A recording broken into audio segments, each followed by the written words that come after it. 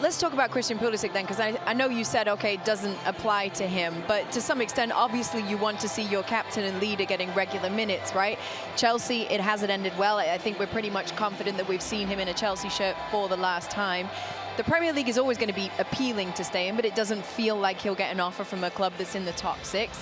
If you're him, do you look to try and go to Serie A? Do you try and stay within the Premier League, but be at one of those middle-range clubs? I think change of scenery and in a different league. And Serie A would, I think, be a good fit. You got to go to the right club in Serie A. AC Milan just lost Brahim Diaz. Brahim Diaz went back to Real Madrid. That position is open. The right wing, you have Rafael Leao on the left wing, you have Giroud up top. It for me would be a good position for him to be in. But also when you think about the Italian league, they're known for their defense. And are you sure that is the league that you want him to go in when games are going to be tight, maybe doesn't get a lot of chances? You want him to be confident in getting goals. Obviously being on the right team, you know, makes a difference in doing that. I think La Liga would be a good option, and I think that there still are teams in the top 6. Where in La Liga, though, would you send him? I would say someone that's maybe top 4, top 5. You know, a team like that, maybe. So he's not going to play at Barca or Real. Or Atletico. I don't think that's a good fit for him. So Real Sociedad's in Champions League, and that could be a good spot for him. But I like that league for him in terms of the way that he plays and how he can connect with people and how he can use his speed to create chances and opportunities for himself. I still think the Premier League is a good option for him. I think that there are other teams in the top 6.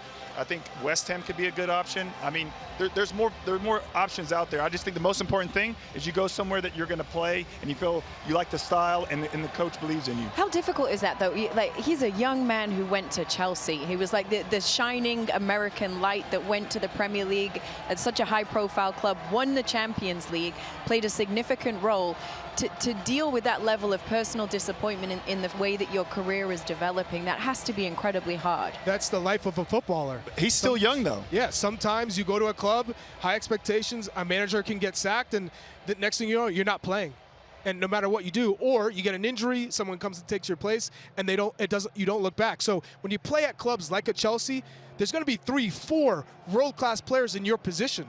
And if you're not healthy, which a lot of times he would have an unfortunate injury, it'd take time away, and guys would step up, and next thing you're out of favor. So he's still young, and he's super talented. He's now starting to look like he's playing he's in the best form of his U.S. men's national team career in the World Cups now with the Nations League. He's owning that leadership role within this group.